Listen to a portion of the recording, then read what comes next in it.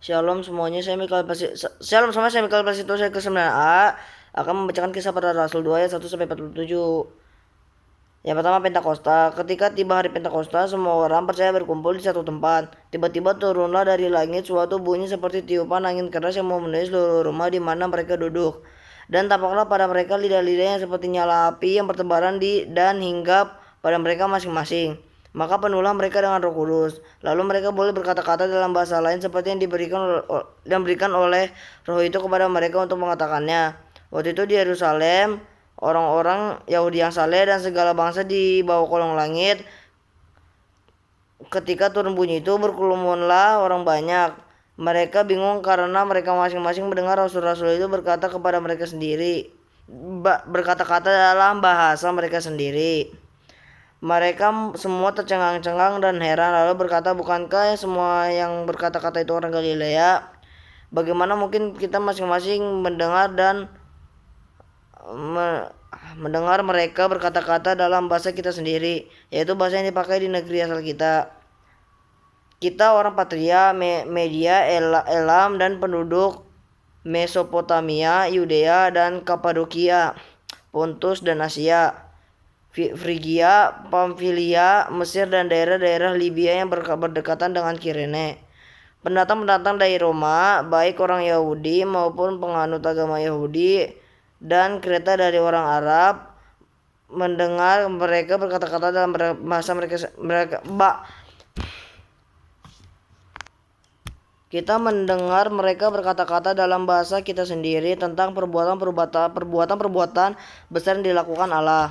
Mereka semua tercengang-cengang dan sangat termanggu-manggu sambil berkata kepada seorang kepada yang lain, apakah artinya ini? Tetapi orang lain menyindir mereka sedang mabuk oleh anggur manis.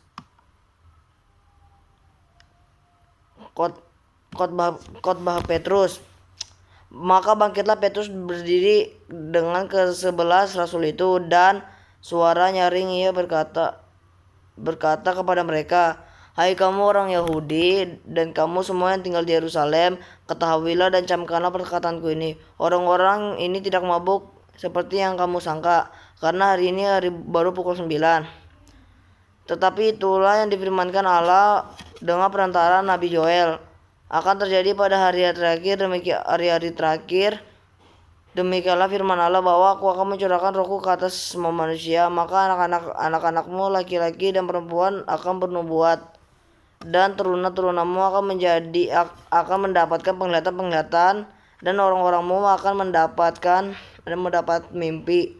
Juga ke atas hamba-hambaku laki-laki dan perempuan akan kucurahkan rohku pada hari itu, dan mereka akan bernubuat, dan aku akan mengatakan mujizat-mujizat di langit dan tanda-tanda di bawah bumi, darah dan api dan gumpalan-gumpalan asap.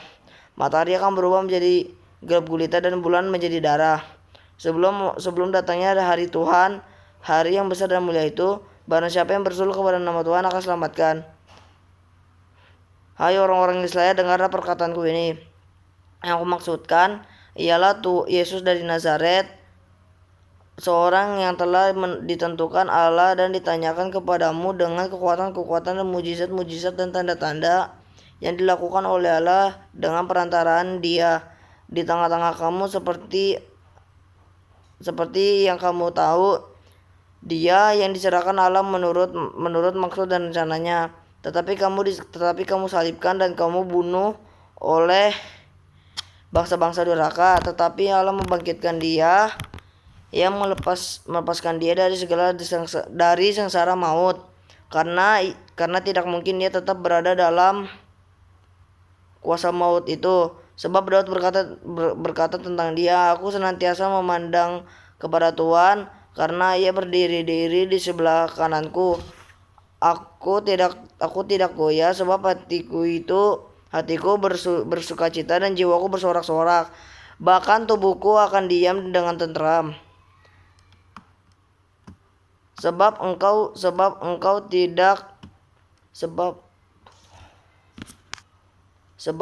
tidak menyerahkan aku kepada dunia orang mati, dan tidak membiarkan orang-orang kudus melihat kebinasaan. engkau memberitahukan kepadaku jalan kehidupan. Engkau akan melimpahi aku dengan sukacita di hadapanmu.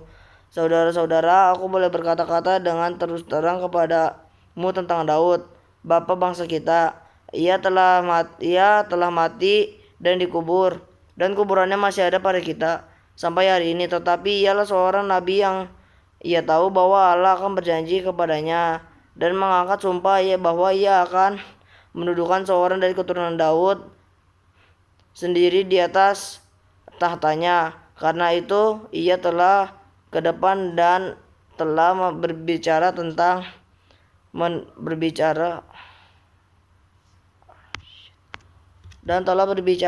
mendudukan seorang dari keturunan Daud sendiri di atas tahtanya.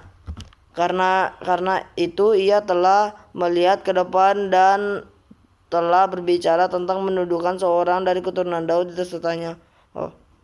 Tentang kebangkitan Mesias, ia akan mengatakan bahwa dia tidak ditinggalkan dalam dunia orang mati, bahwa dagingnya tidak mengalami kebinasaan. Yesus inilah dibangkitkan Allah. Tentang hal itu kami semua adalah saksi. Dan sesudah ia tinggalkan oleh tangan kanan Allah dan menerima Roh Kudus yang dijanjikan itu, maka dicurahkannya apa yang kamu lihat dan dengar di sini. Sebab bukan Daud yang naik ke surga, malahan Daud yang berdiri kepada Tuhan. Tuhan telah berfirman kepada Tuanku, duduklah di sebelah kananku sampai kubuat musuh-musuhmu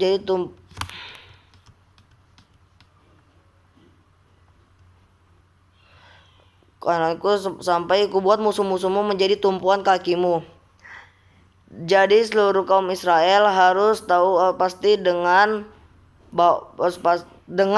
bahwa Allah telah membuat Yesus yang kamu salibkan itu menjadi Tuhan dan Kristus. Ketika mereka mendengar hal itu, mereka semua sangat terharu. Lalu mereka bertanya kepada Petrus dan rasul-rasul lain, apa yang harus kami perbuat, saudara-saudara? Jawab Petrus kepada mereka, bertobatlah dan hendaklah kamu masing-masing memberi dirimu dibaptis dalam nama Yesus Kristus untuk pengampunan dosamu, maka kamu akan menerima karunia Roh Kudus. Sebab bagi kamulah janji itu, bagi anak-anakmu dan bagi orang-orang yang masih jauh,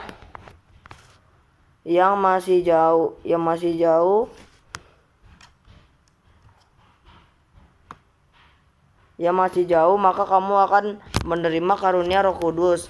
Sebab bagi kamulah janji itu, bagi anak-anakku dan bagi orang yang masih jauh, yaitu sebanyak